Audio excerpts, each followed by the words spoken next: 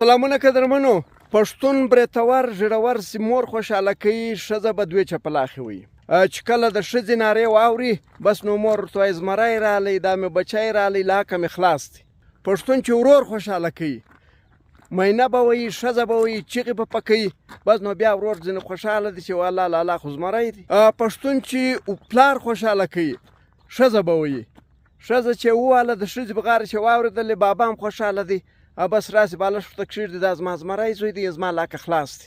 محمد یعقوبه محبوب جانه، زه درواغ وایم؟ یا بالکل تا خبر سوچه ده.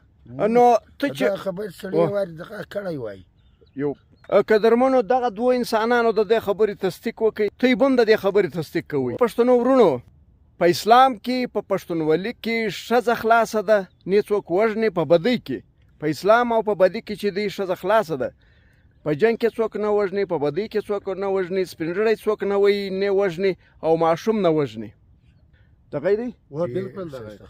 نو بله خبره دا ده، دلته د هر سړي سیالي د ورېندارې سره ده. د ورېندارې سیالي کوي، ورېندارې ماته اوبه نه ویښې، ورېندارې زما کالي نه ومینځلي، ورېندارې ماته کالي نه وتیار کړي. او هر ورور به د ورېندارې څه بغارې وایي زما د ورور ښځه دی ده، زما د ورور ښځه دی.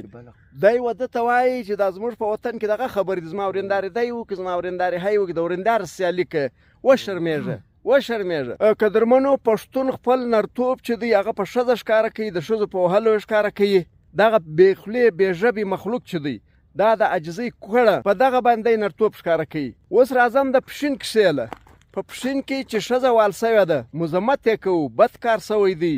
ښځه څنګه وایي؟ بیا یو دی مجبوره ښځه چې یتیمان په کور کې ورته ناست دي، دا کونډه ده، تا ته راله، یو خیر و خیرات یې خوښ دی، تاسې راولاړ سواست، ما خپله ویډیو وله په دا سر کې په سکان ووایي په ښځه څنګه لاس پورته کوي، ولې ښځه ذلیله کوي. نو بله خبره دا ده چې په پښین کې په کربلا کې ښځه ووال سوله، هغه ښځه ستا د کور ښځه، ستا ورېندار، ستا انژګور، ستا خور، ستا لور، دا ګرد ښځې یو رقم دي. کوم پښتانه ښځه نه ده والې، کومه مور په دې نه خوشحاله کېږي چې د دې انګور زوی ووایي، کوم پلار په دې نه خوشحاله کېږي چې دی بچی راولاړ شي او انژګور ووایي، کوم ورور په دې نه خوشحاله کېږي چې ورېنداره ووایي لالا لالا نه ورته وایي. محمد یعقوبه محبوب جانه، زما خبرې غلطې دي، ته یې راته ووایه چې زه دا ویډیو نه چلوم. ستا خبرې پنځه کاله له مخه ما په دغو خبرو کې سود وشو، دا ولې دی کېږي؟ ښه نو چې کوم پلار و لور تاک نه ورکوي، دا ورور نه دی ظالم؟ دا ورور دغه ظالم دی. لکه په کربلا کې چې دغه سړو دا خلکو دا ښځه ووله، کوم ورور چې خور تاک نه ورکوي، دا ورور هم دغه ظالم دی، دغه ظالم دی. او کم پلار کم ورور چې دا خپله لور خور په خپله خوښه نه ودی، د دې څه پوښتنه نه کوي چې زویه لورې زه تا و دغه سړي ته ورکوم، ستا قبول دی، راسه ویې ګوره ورور، هغه ورور په کومه دنیا کې ناست، دلته پلار سودا کړي، دا سړی ګوره په کومه دنیا ناست، لوند لري، ښځې نورې لري، څنګه سړی دی، یو دې نه دی لیدلی، ورور راولاړ شي خور ورکوي. دا ظلم نه دی، دا بربریت نه دی. دې ته تی د ظلم په سترګه نه ګوري، تی په خپلو ګریوانو کې وګوري. هر سړی د کربلا هغه ظالم دی چې هغه کونډه یې وهله، هر سړی، هر پلار دغه ظالم دی. بله بدبختي دا ده چې مور په دې خوشحاله کېږي چې زوی خپله مینه وي، دی وایي ما له حقه خلاص کړی دی. قدرمنو پښتنو ورونو، خبره دا دی، راځئ ګرد په خپل ګریوانو کې وګورئ.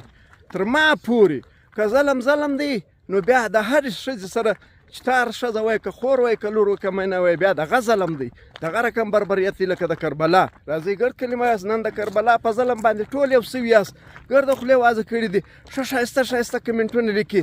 راسئ کلمه ووایو، د الله سره واده وکړو چې په ښځه ذات به بیا ظلم نه کوو، حق به ورکوو، جایداد، وراثت، لغه بعد پوښتنه به کوو، په خوښه به ودوو، په خوښه به ودوو. او آخري خبره دا کوم، ما د ښځو د ظلم مقدمې نه دي لیدلې، نه په ټول پښتانه کې شته چې یوه ښځه څوک راولي چې دې ظلم کړی دی.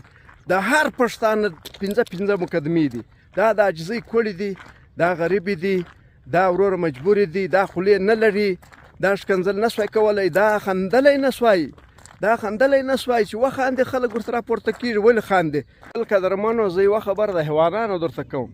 یوه سپۍ په دا وطن ایله کوي، یوه سپۍ تر ننه پورې سپۍ نه ده داړلې، یعنې سپی دا شعور لري چې دا ښځه ده، دا په جنګ نه ارځي.